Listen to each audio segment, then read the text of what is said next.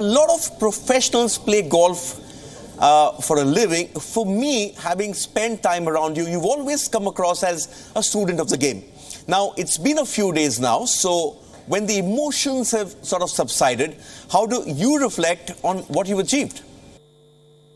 Well, it's a lot of years of work. It's an accumulative process of working tirelessly in the lowest of lows and the highest of highs. No matter the situation, giving it my all. Everybody thinks, oh, it just happened and, you're this great talented player. No, I really have worked hard to get to this place. It's taken accumulation of over decades of work to be able to perform at that level, take on the pressure, conquer it, and execute up to my full potential. And then have a little bit of luck play into it where, you got to have good bounces during the round. And fortunately enough for me, I had pretty much all of them go well for me, which is not normally the case. I sort of know the amount of hard work you put in. I spent 3.5 hours waiting for you to talk to me during that event in Nassau. But just looking at the way things have sort of panned out for you over the last couple of months, some pretty good results. You came second at the LIV event in Spain. You won this. Let me ask you a direct question. Are you expecting a call from Zach Johnson? Or perhaps if I could rephrase that, the way you're playing, do you think you should be on that Ryder Cup plane to Rome? I would love and be honored to be on that team. Do I think or expect it? No, I don't. It seems like it's a lot of a friend sort of group. Which is sort of unfortunate, but if I do get the call, that's fantastic. If I don't, I'll be watching the team in Rome. I mean, there's nothing more to say other than I hope they pick the best players for the country, because it's not about PGA versus LIV. It's about who's the best players in the country at that present point in time. When you joined LIV Golf, there was a lot of talk about it being a washed-up league of has-beens, how cuts defined golf, and all that sort of assorted rubbish. Monday, the day after your win, the PGA Tour announced 8 signature events, all in line with how LIV Golf plays. 70-man field, no cut. Are you, considering the sort of backlash that you faced, are you staggered by the hypocrisy? And do you believe you and all those who joined last year are in fact pioneers? Imitation is the greatest form of flattery.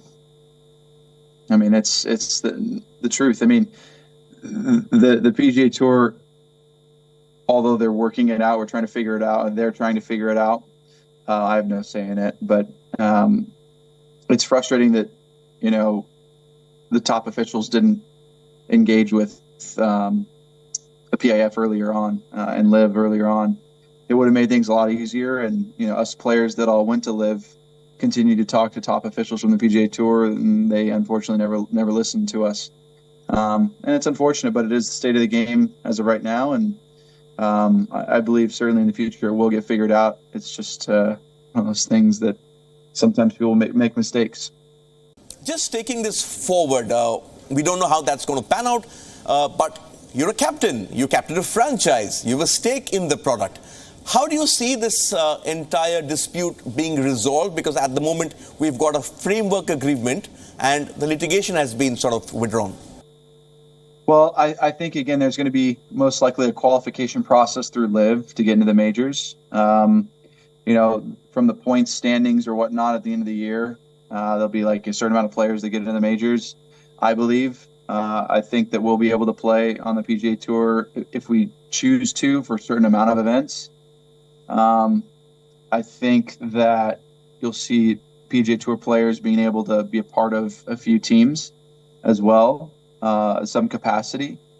I think that the franchise model value will continue to increase and outweigh a lot of the value that the PGA Tour is try to provide. I think that the franchise model, it's going to take some time, but there's going to be tremendous value, not only just from a asset valuation, but from like a commercialization to holding land value, creating real estate, having academies, having a golf course, a home course, building them across the world. One of the things I want to do is build academies in India. I think that would be amazing. That's, again, what I've talked to Bon quite a bit about.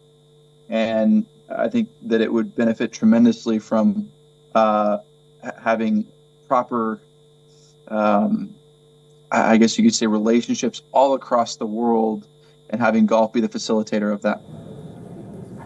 On that aspirational note, that's it from me for now in the world of sports.